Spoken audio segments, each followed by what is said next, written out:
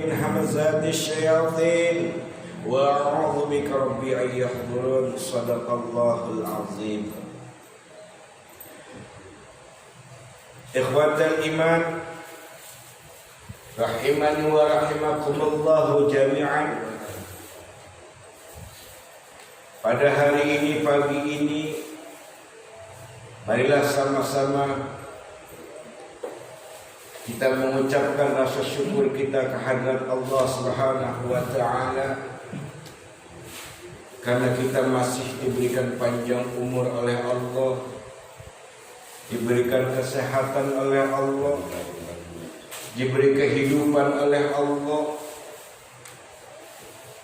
Maka sudah sepantasnya kita selaku hamba mensyukuri atas nikmat-nikmat yang telah Allah berikan kepada kita. Bersyukur ada dua, kata ulama, syukur qauli dan syukur fi'li. Syukur qauli adalah mengucapkan kalimat alhamdulillah. Syukur fi'li adalah tanda berterima kasih kita kepada Allah, yaitu dengan menjalankan perintah-perintahnya. Seperti sholat berjamaah, memang tidak ada di dalam Al-Quran sholat berjamaah. Allah hanya menyatakan dirikan sholat. Tapi ketika berjamaah dilakukan oleh Rasulullah kepada para sahabatnya, ini atas dasar perintah Allah. Kata Abdullah Ibnu Mas'ud mengatakan, fa innallaha syara'a li nabiyyikum sallallahu alaihi wasallam sunanul huda. Sesungguhnya apa-apa yang Allah syariatkan kepada Nabi Muhammad sallallahu alaihi wasallam adalah syariat dari Allah, yang datangnya dari Allah. Seperti sholat berjamaah, itu semua perintah Allah, meskipun tidak tertulis di dalam Al-Quran. Tapi Nabi menyatakan ini adalah sunnah muakkad, sunnah yang ditekankan. Allahumma salli wa sallim ala Sayyidina Muhammad wa ala ali Sayyidina Muhammad. Semoga Allah tetap mencurahkan salawat beserta salam kepada Nabi kita, Nabi Muhammad Rasulullah sallallahu alaihi wasallam, beserta keluarganya, para sahabat-sahabatnya, dan juga kita selaku umatnya yang insya Allah di atas ittiba, senantiasa istiqamah di jalan sunnah-sunnah Rasulullah, menjalankan ketaatan kepada Allah, menjauhi segala apa yang dilarang oleh Allah Subhanahu wa taala. Ikhwatul iman rahimani wa rahimakumullah jami'an. Hidup kita ini adalah amanah. Apapun yang kita miliki merupakan titipan dari Allah. Harta kita, diri kita, istri dan anak-anak kita adalah titipan dari Allah yang harus dijaga. Pada kajian kali ini Al-Fakir mengangkat tema dosa besar bagi yang tidak menutup aurat. Masih kajian dalam kajian Al-Kabair tentang dosa-dosa besar. Yaitu hari ini, pagi ini, dosa besar bagi yang tidak menutup aurat. Istri kita amanah dari Allah yang harus kita jaga. Anak-anak kita adalah amanah dari Allah yang harus kita jaga. Ingat kata Imam Az-Zahabi, bila sesuatu perbuatan yang dikatakan dosa besar, apabila perbuatan itu terdapat ancaman dari Allah berupa murka Allah, laknat Rasulullah, ada ancaman siksa kubur, ancaman siksa neraka, ini merupakan perbuatan dosa besar. Termasuk tidak menutup aurat merupakan dosa besar. Karena ada dalil yang mengatakan dalam Al-Quran, ketika Allah memerintahkan kepada Nabi kita Muhammad sallallahu alaihi wasallam dalam surat Al-Ahzab ayat 59, kata Allah, a'udzu billahi minasyaitonir rajim, ya ayuhan nabi qul li azwajika wa banatika wa nisa'il mu'minina yudnina 'alaihinna min jalabihinna dzalika adna ay yu'rafna fala yu'dzain wa kana Allahu ghafurur rahima. Kata Allah, hai Nabi, hai Muhammad, katakan kepada istri-istrimu, anak-anak perempuanmu, dan istri orang-orang mukmin lainnya, agar mereka menutup seluruh tubuh mereka dengan jilbabnya. Dzalika adna ay yu'rafna, yang demikian itu agar lebih mudah bagi mereka untuk dikenali. Fala yu'dzain, sehingga mereka tidak akan diganggu. Wa kana Allahu ghafurur rahima, dan Allah Maha Pengampun lagi Maha Penyayang. Allah perintahkan kepada Nabi Muhammad, ini dalil Quran yang bisa menjadi landasan hukum bahwasanya berhijab, menutup aurat, wajib hukumnya untuk dilakukan kepada kaum perempuan yang sudah baligh.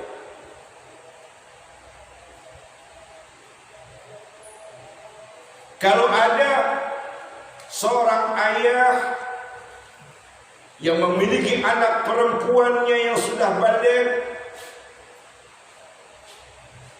mulutnya nggak pernah mengingatkan anak perempuannya untuk menutup aurat,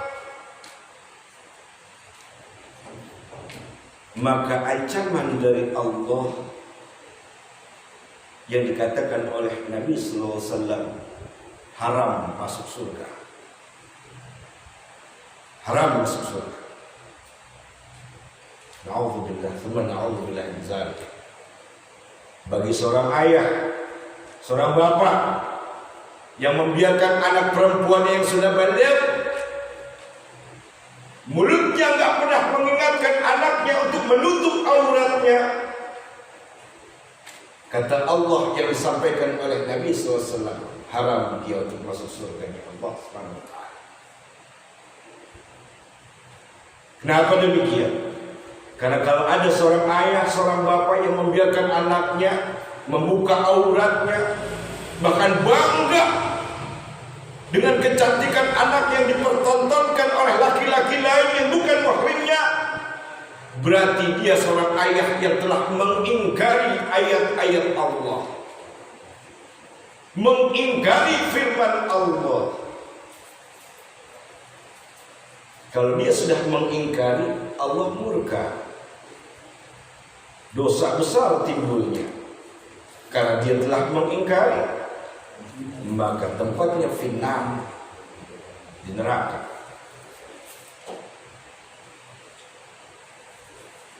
Melalui ayat ini sudah jelas kata para ulama bahwasanya Allah mewajibkan kepada kaum perempuan untuk menutup auratnya bagi yang sudah baligh. Karena maksud dan tujuan Allah agar kaum perempuan itu yang pertama mudah dikenali bahwasanya yang berhijab, yang berkhimar merupakan perempuan muslimah, bukan perempuan kafir, tapi perempuan muslimah.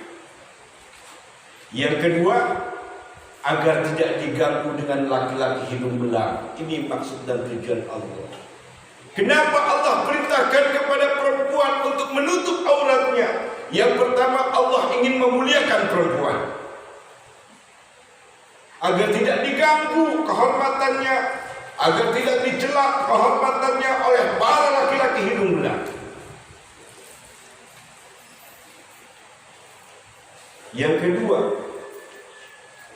Allah mengecap bagi orang-orang yang berkhimar, dia merupakan perempuan muslimah, perempuan yang taat kepada Allah dan Rasul-Nya. Ini yang bakal mudah dikenali, mana perempuan muslimah, mana perempuan kafir. Ada hadis sahih yang diriwayatkan oleh Imam Muslim. Hadis ini sahih yang diriwayatkan oleh Imam Muslim. Kata Nabi sallallahu alaihi wasallam, "Nisa'un kasiyatun ariyatun mu'milat ma'ilat ru'usuhunna ka asni'atil bukhtil ma'ilat." Kata Nabi, para perempuan yang berpakaian tetapi dia telanjang, mereka menggoda dan jalannya berlenggak-lenggok, kepalanya seperti punuk unta yang miring. La yadkhulna jannah wa la yajidna rihaha wa inna rihaha la yujadu min masilati kadza wa kadza. Perempuan yang seperti itu, yang berpakaian tapi telanjang, memamerkan auratnya di muka umum, di muka laki-laki yang bukan mahramnya, kata Nabi SAW, la yadkhulnal jannah, gak akan masuk surga. Bahkan dia tidak dapat mencium bau wanginya surga, yang wanginya bisa tercium dari jarak sejauh ini dan sejauh itu, yaitu dari jarak 500 tahun. Bau wanginya surga sudah bisa tercium bagi orang-orang yang dikehendaki Allah Subhanahu wa ta'ala. Bagi para perempuan yang berpakaian tetapi dia seperti telanjang, kalau seorang ayah, seorang bapak yang melihat anak perempuannya pakai baju ketat, celana ketat, pakai jilbab nutupin rambutnya, itu pun diketat, sehingga muncul benjolan-benjolannya di dadanya, di bagian kakinya, maka kata Nabi, sama halnya ditelanjang. Ditelanjang. Bahkan kalau berjalan, ya, berlenggak-lenggok, punduknya seperti punduk unta. Maksud Nabi SAW dari hadis ini, ketika dia berjalan, kalau nengok kanan kiri selalu mainkan rambutnya, agar supaya orang-orang merasa terpesona, agar supaya orang-orang merasa, wah ini gadis cantik sekali. Dia mainkan rambutnya, nengok kanan dan kiri, lehernya kelihatan, benjolan di dadanya nampak, sampai bagian ke bawahnya pun kelihatan. Walaupun dia berpakaian tapi ketat dipakainya, kata Nabi, sama halnya dia telanjang di muka umum. Ini bagi seorang anak yang dibiarkan oleh bapaknya, bahkan sampai seumur hidupnya orang tua itu, si bapak itu gak pernah ngasih tahu anaknya. Nabi mengatakan haram dia masuk surga, bapaknya. Na'udzubillah, tsumma na'udzubillah min dzalik. Hati-hati. Ini aturan Islam.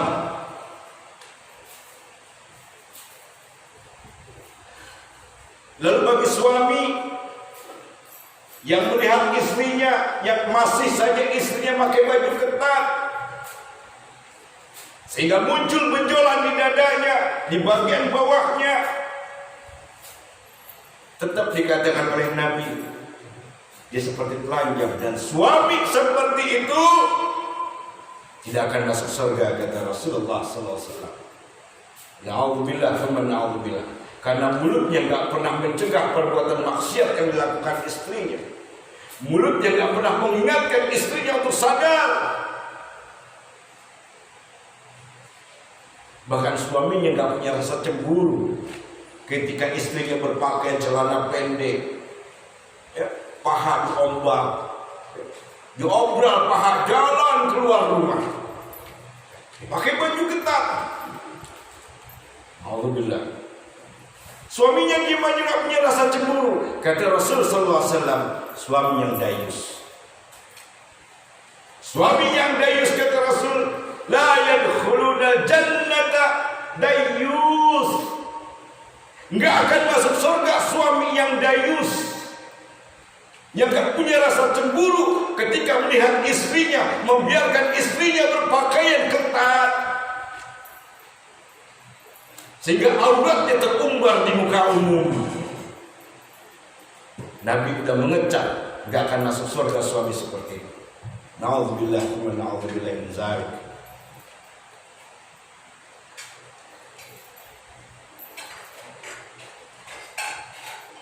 Yang pertama kata Nabi, hadis Nabi, perempuan seperti itu tidak akan masuk surga. Lalu yang kedua kata Nabi SAW, hadis yang kedua riwayat Baihaqi, kata Nabi, sayakunu akhiru ummati nisa'un kasiyatun ariyatun ala rusihin naka as nimatil bukhti al-anuhunna fa innahunna mal'unat. Kata Nabi SAW, akan ada di akhir zaman dari kalangan umatku, yaitu para perempuan yang berpakaian tapi telanjang, di kepala mereka ada seperti punuk unta. Apa kata Nabi? Laknatlah mereka. Laknatlah mereka karena mereka itu terlaknat. Karena mereka terlaknat. Hati-hati. Kalau Nabi sudah katakan karena mereka terlaknat, siapa yang melaknat? Allah dan Rasulnya. Maka kita diperintahkan laknatlah mereka. Maksudnya apa? Jangan timbul rasa cinta kita kepada orang-orang itu. Jangan munculkan rasa cinta di hati kita kepada perempuan-perempuan seperti itu. Ini maksudnya. Karena masih banyak perempuan-perempuan yang lain yang pantas dan layak untuk dicintai. Ini maksudnya, laknatlah mereka, itu maksud hadis ini. Kita sebagai laki-laki yang melihat perempuan-perempuan seperti itu, jangan munculkan rasa cinta di hati. Karena masih banyak perempuan muslimah lainnya. Ikhwatal iman rahimani wa rahimakumullah jami'an. Ulama menjelaskan tentang hadis Nabi sallallahu alaihi wasallam ini, yang boleh terlihat pada wanita itu ada dua. Ini keringanan dari Nabi SAW. Yang boleh terlihat oleh perempuan itu dua. Yang pertama wajahnya dan telapak tangannya. Selebihnya harus ditutup.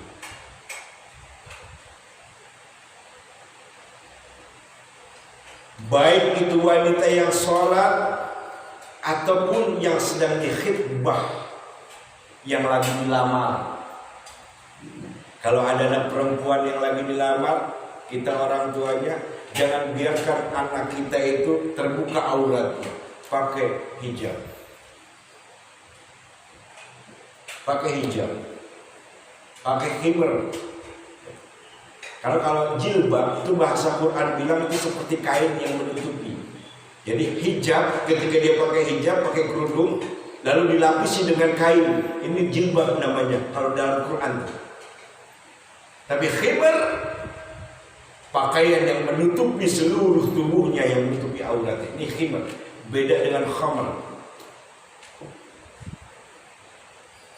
Kalau khamar, minuman yang memabukkan, yang diharapkan oleh Allah Subhanahu wa taala. Khimar adalah pakaian yang menutupi aurat-aurat, bagian-bagian yang harus ditutupi. Khawatir iman, Allah Subhanahu wa taala menjelaskan bahwasanya tentang tipu daya wanita ini. Kata Allah, inna kaidakunna azim. Tipu daya wanita itu sungguh sangat luar biasa berbahaya, kata Allah. Ini Allah sendiri yang nyatakan. Allah yang menciptakan, tapi Allah sendiri yang nyatakan tipu daya perempuan itu sangat berbahaya. Kenapa Allah katakan seperti ini? Karena bagi para perempuan yang selalu mengumbar auratnya, berpakaian tapi telanjang, kapanpun dia mau membuat dosa bagi perempuan itu, melakukan perbuatan fahisyah, apakah itu zina atau yang lainnya, kalau laki-laki yang menjadi target utamanya pasti berhasil. Gak mungkin tidak. Pasti berhasil. Kenapa? Karena laki-laki umumnya memiliki syahwat yang besar. Ya. Lihat mulus sedikit, mukanya bening, ya, dadanya gede, tonjolannya, pasti muncul syahwat. Tapi kalau tertutup auratnya, jangankan tergoda, untuk menggoda aja nggak berani. Apalagi ditutup pakai ini, ya, pakai masker, nggak kelihatan nih cewek cakep apa kagak. Ya. Itulah fungsinya, agar Allah perintahkan kita menutup aurat bagi kaum perempuan itu supaya terlindungi. Satu, yang kedua tidak diganggu oleh laki-laki hidung belah.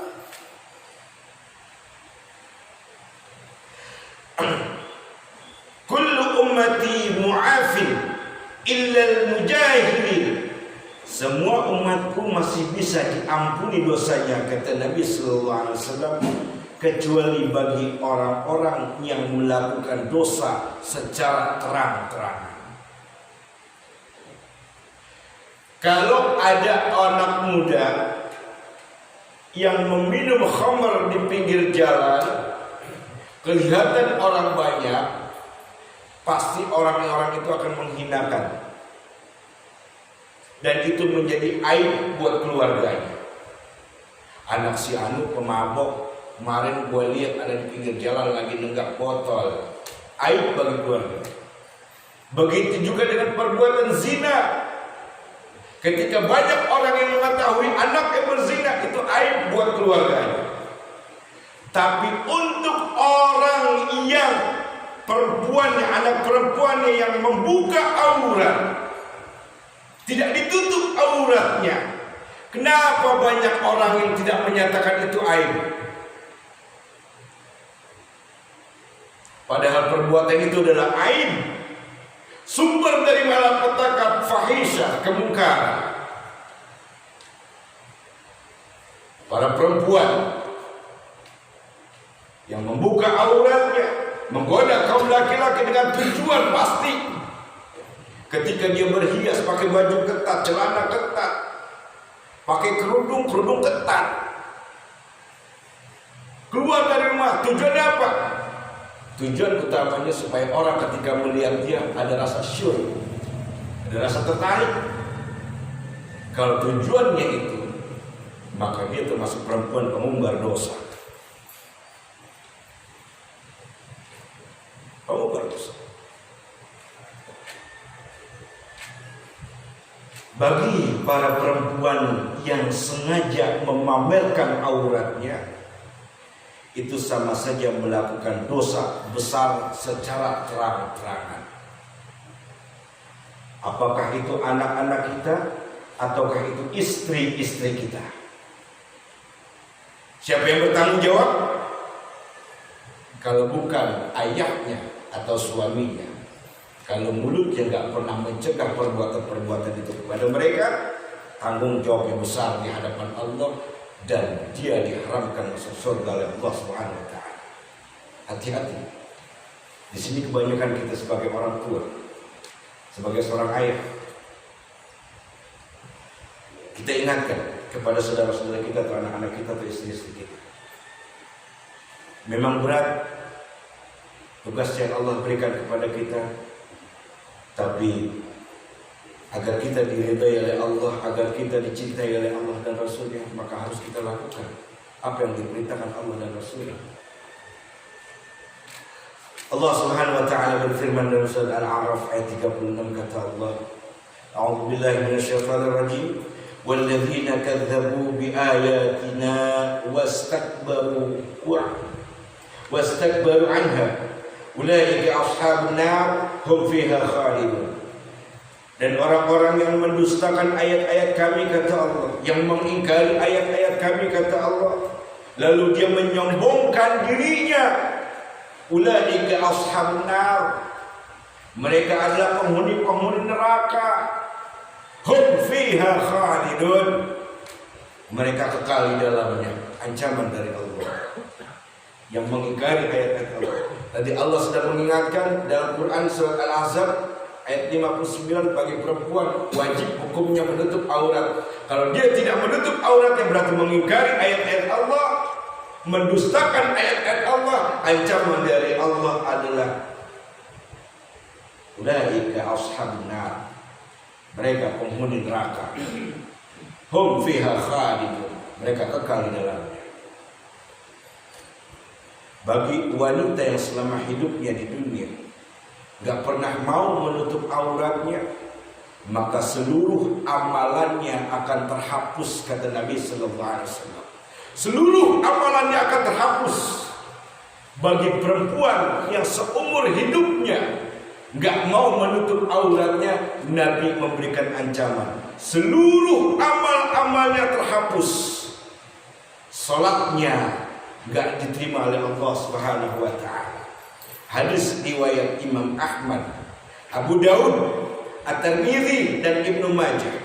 Dan hadis ini disahihkan oleh para ulama.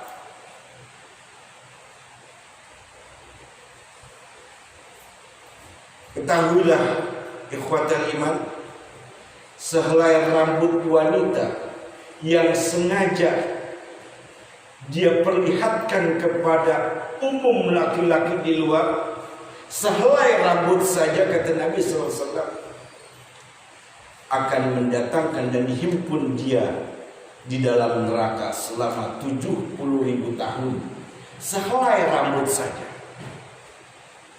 Bagaimana sampai semua rambut yang terlihat? Sehelai rambut saja, kata Nabi SAW, dia akan dimasukkan ke dalam neraka selama 70.000 tahun. Dan ketika dia dimasukkan ke dalam neraka, dia akan menarik dua golongan laki-laki. Golongan pertama, laki-laki yang pertama, bapaknya, yang akan ditarik oleh anaknya itu. Ya seumur tadi yang di awal-awal saya bilang, selama hidupnya bapaknya nggak pernah mau mencegah anaknya, nggak pernah mau ngomong kepada anaknya untuk selalu menutup aurat, mulutnya nggak pernah berbicara kepada anak seperti itu, maka nanti dia akan ditarik oleh anak yang masuk ke neraka. Yang kedua, adik kandung laki-lakinya. Adik kandung laki-lakinya ketika melihat kakaknya membiarkan kakaknya berpakaian seperti itu, berpakaian tapi telanjang, memamerkan aurat, maka adik kandung laki-lakinya ini pun akan diambil, diseret sama kakaknya, masuk ke dalam neraka. Ini golongan laki-laki yang pertama. Golongan laki-laki yang kedua, suaminya. Kemudian anak laki kandungnya, anak laki-laki kandungnya. Nih akan diseret, ditarik sama dia.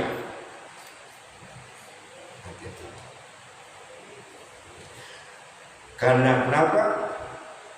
Karena sama halnya bagi seorang ayah, seorang suami, seorang adik kandung, seorang anak kandung yang tidak mengingatkan kepada ibunya, kepada kakaknya tentang ancaman dari Allah bagi mereka, tentang larangan untuk tidak menutup auratnya,